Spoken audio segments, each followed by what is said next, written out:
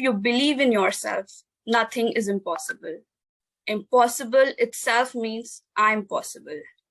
Hello to our viewers. Our guest for today is the follower of this mantra. She is an inspiration for millions of people. India's first wheelchair user influencer. To runner-up of Miss India's wheelchair, she is indeed a superwoman. Presenting to you Miss Ankita Sharma, our guest for this session. Thank you so much. Pleasure for us, ma'am, to have you with us. So my first question would be, you are popularly known as Girl on Wheels, but there must be a point in your life when this journey started. We would like you to share your journey when all of this started. It's 13 years back when I met with an unfortunate incident. I was at a cousin's wedding reception and a heavy branch of tree fell on me. And I was unconscious and I was taken to one of the government hospitals to, they quickly found out what happened with me. And when they did the scans, they found out that I had a blood clot in my head, which need to be removed ASAP, like really ASAP. So it was around 9:30 to 10 when this happened, and early morning 5, they did my surgery because it was getting bigger and it was important to be removed as soon as possible. Okay. So next day I woke up and I was unaware, and I did ask what happened because I completely forgot what happened that time. And they my parents tried to console me that nothing, just a little bit and all of that stuff. But later I found out that I had multiple injuries, and they did the full body scan and they find out that I have a spinal injury. Then I also have left leg fracture.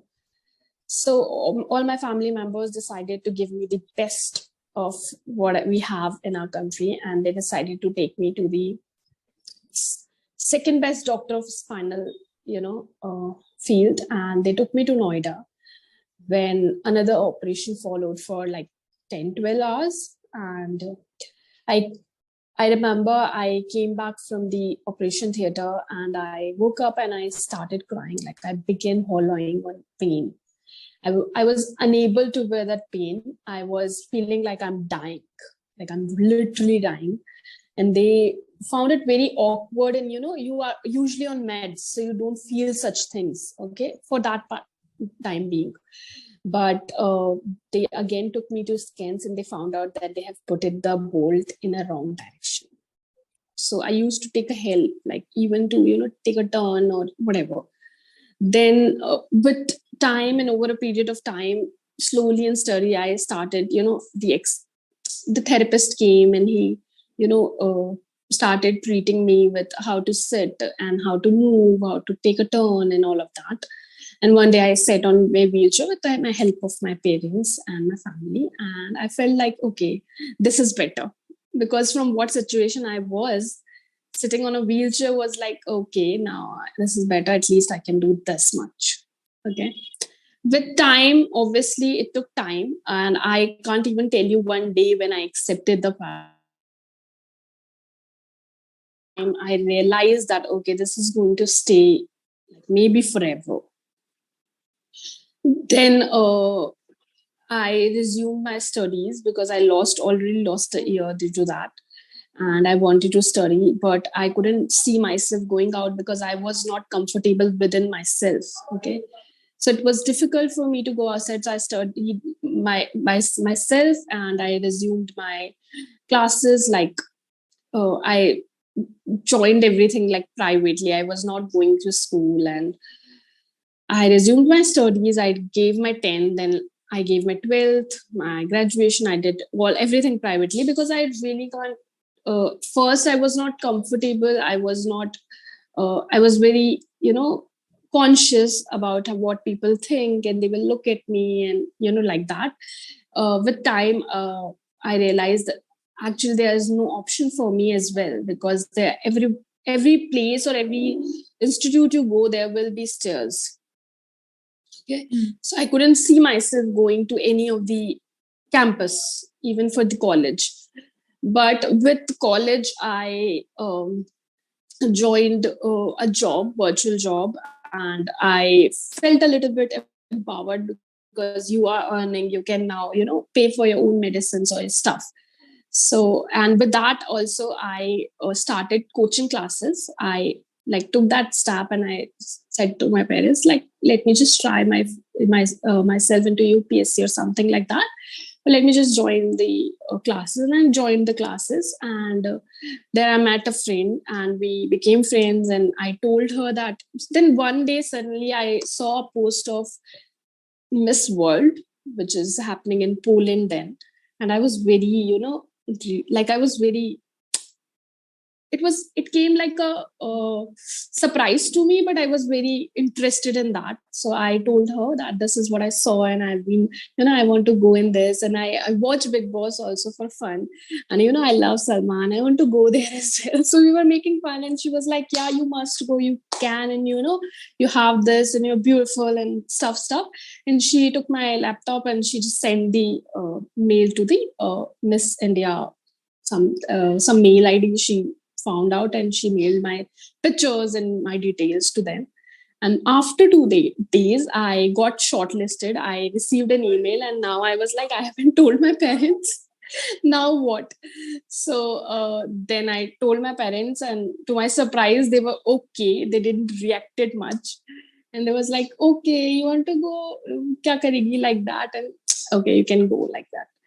So by the time I was earning, I booked my mother. So it was right after Diwali. I have to leave. So I took my mother went with me, and I went there. My cousin was already living in Mumbai. So it was easy for me to, explore. And I went there. I went through all the rounds that were in that pageant. And all of a sudden, I was called on stage, and I was like, wow, I became runner-up. This is so cool. I learned so many things. There were so many 16, 17 beautiful, talented, amazingly talented girls. And I was like, do I even hold a chance? I was like, wow, literally. But I was okay, I'll be fine. And I worked on myself, and I helped them to, do their makeup and stuff.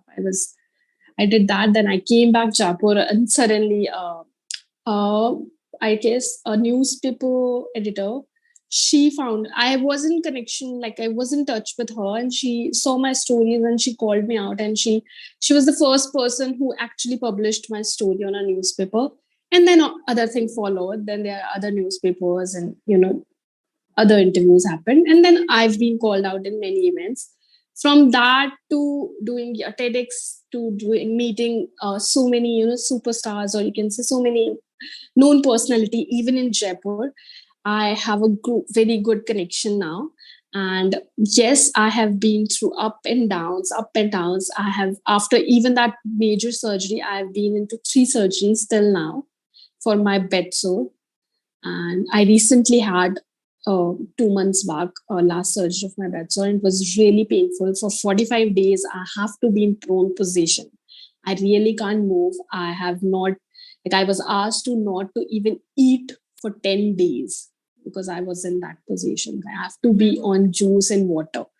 So yeah, I have seen that also. And obviously, I say that my life has been roller coaster, and it will be like a roller coaster because I'm on wheelchair. But with time, I've accepted it and I move on with it. Wow, ma'am, you are such a courageous girl, and your story is very inspiring to us.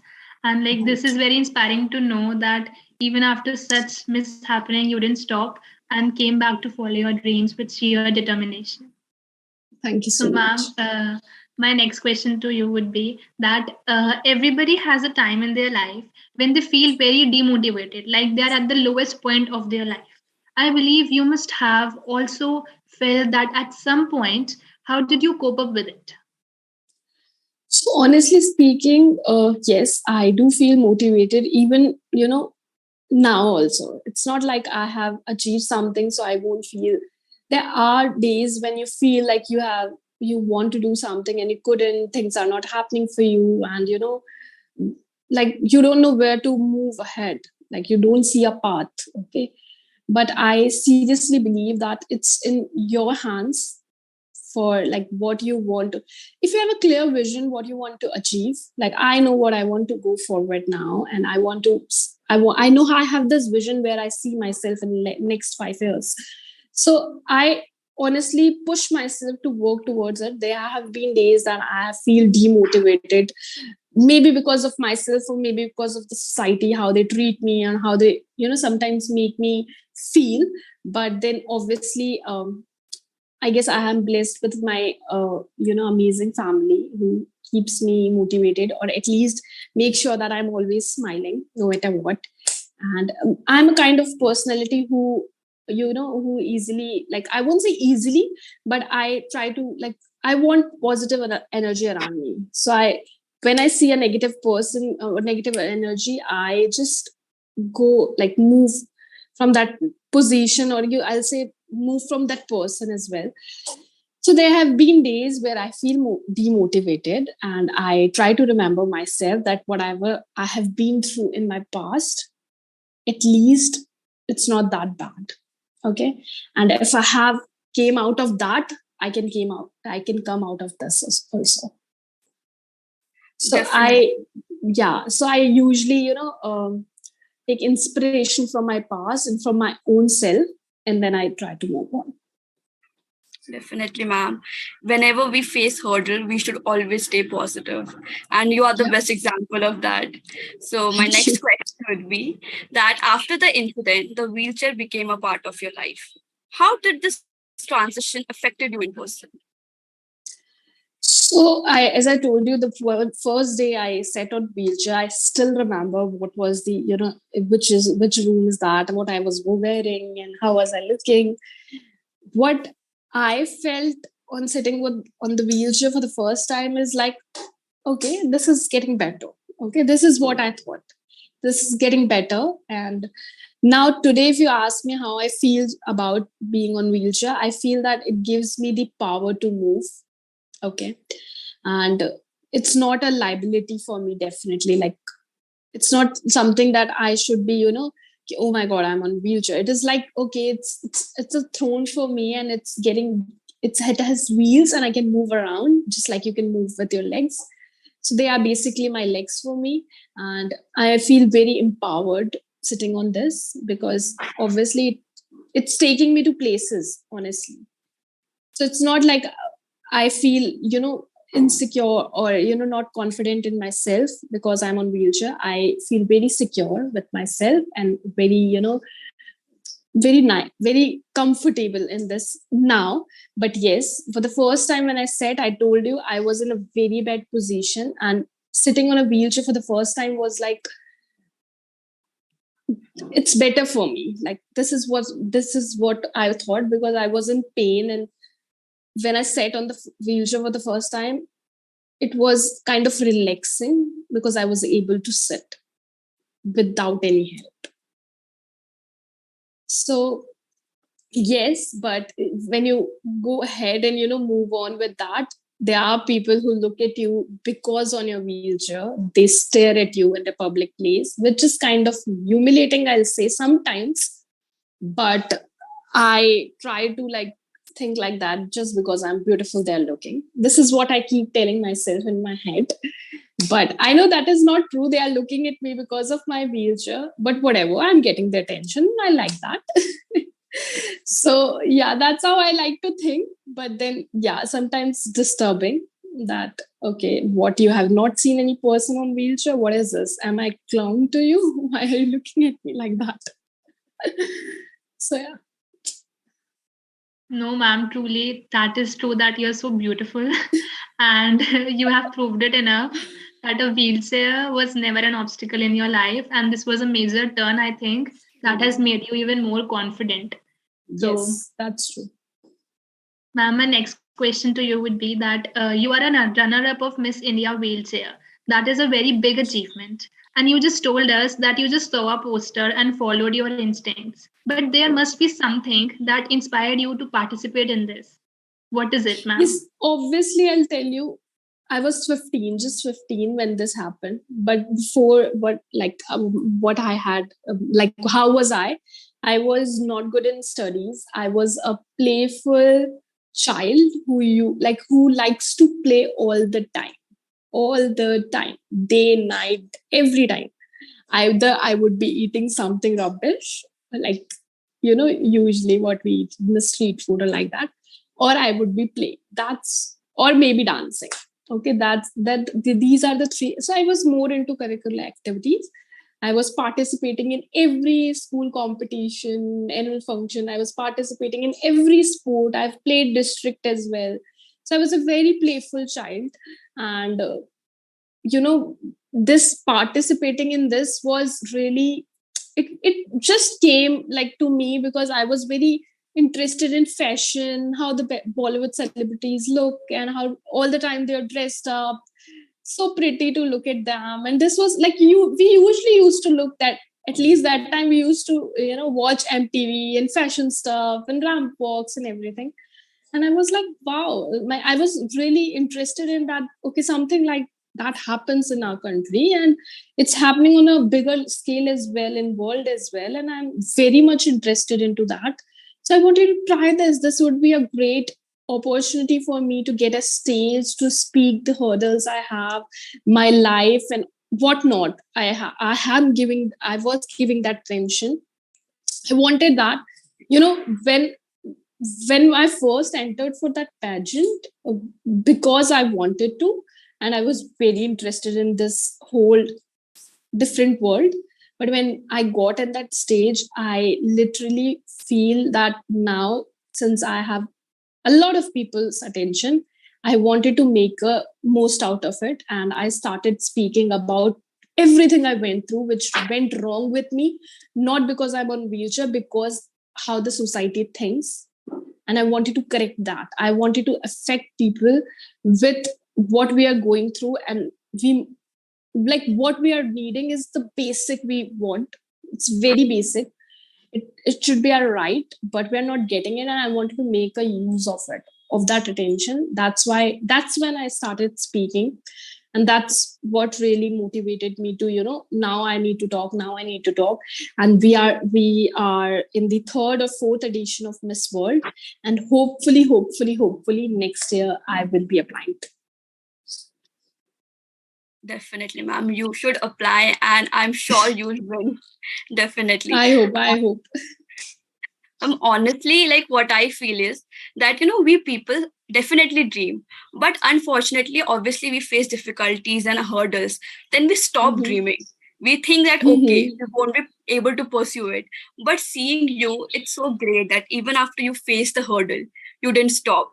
You dreamt and you pursued it, and you are now a runner-up. And definitely, I'm damn sure next year you'll apply and you'll win that. I hope so. Definitely, ma'am. My next question would be, unfortunately, there are some people in our society who are still insensitive towards person with disabilities. They often look down to them, or they show a weird sense of sympathy. How important it is to bring a change in this connotation?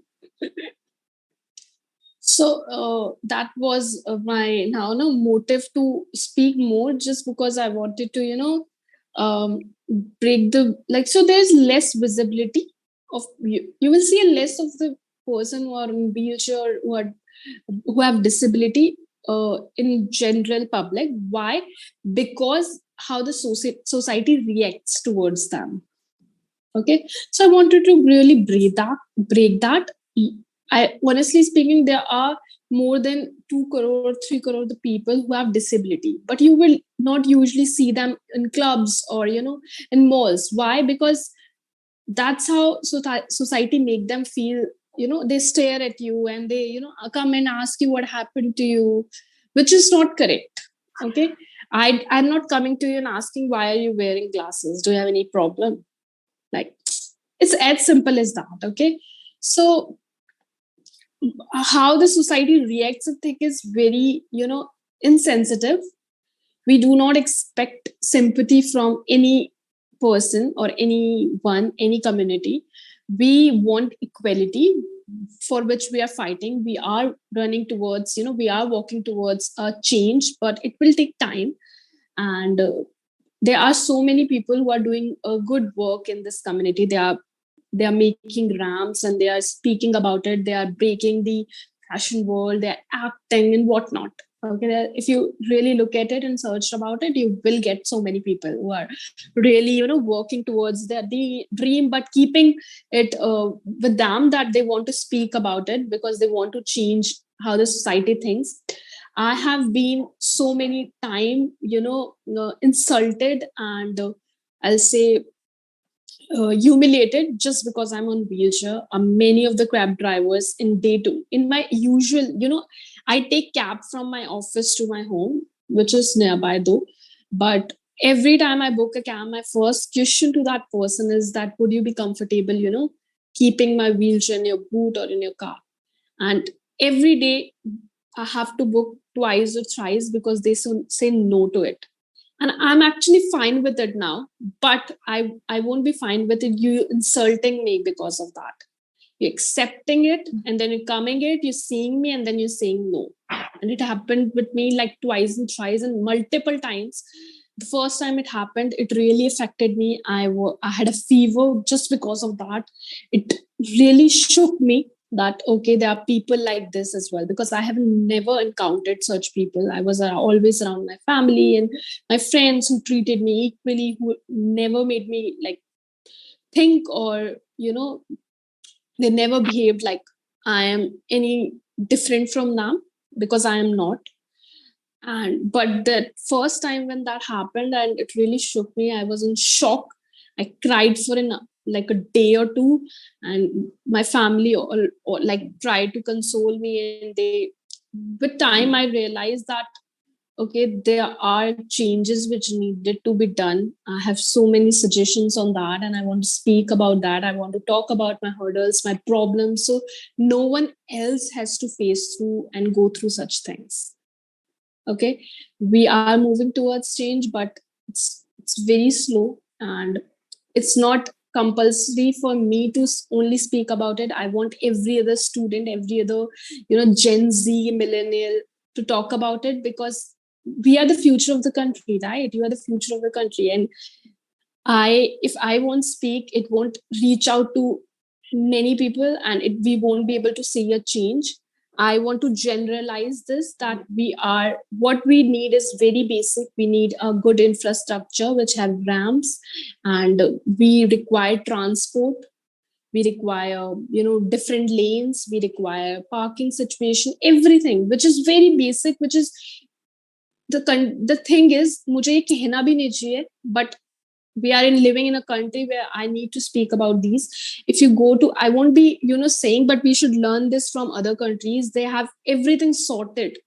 If you go to USA, they have different lanes. They have transport like that. They have every single place. They have a ramp, even in a house. Then why do you expect from our country that you will see a person with disability only in the hospital? Why not in clubs? Why not in malls enjoying themselves? I was asked outside a club, like, what I'm doing here, by a guy in a posh area. You won't believe this. I understand that maybe in rural areas where there's no education, they might ask me certain questions, because obviously education plays a very big role in this. But I was not expecting that in that club. It was a 5-star club, and I was asked what I'm doing here, and I said, whatever actually you are doing, that's what I'm doing here. I'm enjoying myself. That was my reward to that person. And he was shouting from that end, and he was like, hey girl, what are you doing here? And I was like, yeah, I'm doing the same what you're doing. I'm enjoying myself. But that was like, you won't be asking any other person, but you're asking me just because I'm on wheelchair, which is very wrong. And yeah, there are a lot of things we need to change. There's stigma around disability, which need to be cleared out. And hopefully one day, I'm expecting this from millennial and Gen Z generation. And I hope that we will see a good change in a short period of time. Yes, ma'am, we absolutely agree with you. And like normalizing this is very important. And I think that people must rethink and promote their attitude towards positivity and people with disabilities. And I think that people are now advancing a little bit towards this, some people, and positively we'll see a substantial change in the future. And like Definitely. I think that these contests and other things are a great opportunity to spread this awareness among the public. And you did it. Definitely. Yes, ma'am. So our last question to you would be that today everyone, especially the youth, are not satisfied with what they have. We often compare ourselves with others, and of course, we have forgotten to love ourselves. So, what message would you like to give them? I'll say, it's very, human thing to compare. Okay. Even I do compare, but I don't let it affect me. Okay. I'll tell you why. It's very, it's a basic nature in humans that they will compare around the people they have. I will compare with my friend or with colleague and whatever. But I won't let it affect me, and I will, work towards it. So if my colleague is getting something and I'm not, there might be certain things which I am lacking in. Okay. So I'll work towards it. It's a very human thing, but I will say to the generation, the new generation, believe in yourself, keep your vision clear, and work towards it. That's what we are expecting from you, and that's the basic thing you should do. Comparing with your friend or anyone around you, try to do it in a positive way, that I will work towards it and I will get this, but in a very positive way. And believe me when I say this, whatever you have, you should be, thankful to that, because there are many people who are still fighting for themselves, for their life even. And whatever you have, you're blessed with that. So be thankful about it. But if you want to achieve anything in life, just work towards it. Be true to yourself. Keep your vision clear, and do dream, because it's very important. Just because there's so much negative energy around you, and you're comparing yourself, and you're not working towards your dream. That's why I always say that do not die before your dream, because for me, if you're not dreaming, you're not living actually. You should have a motive to live, and life is so much fun if you make it playful, and whatever you want to do in your life, you can do it, but just make sure you're working towards it. You have that vision where you want to achieve in the next coming years, and if you're true to yourself, you can do it. Yes, ma'am, definitely. If you don't have a dream in our life, there's no purpose of living. So definitely we should have a dream in our life. And I'm sure this will influence our viewers a lot. Thank you so much, ma'am, for joining. Thank you. It was a pleasure indeed to have you with us and be a fortunate listener. We look forward to many such interactions. Thank you once again, ma'am. Thank you for having me. Yes, ma'am. It was so nice to have you. Thank you. Recording it was a stopped. Very enlightening.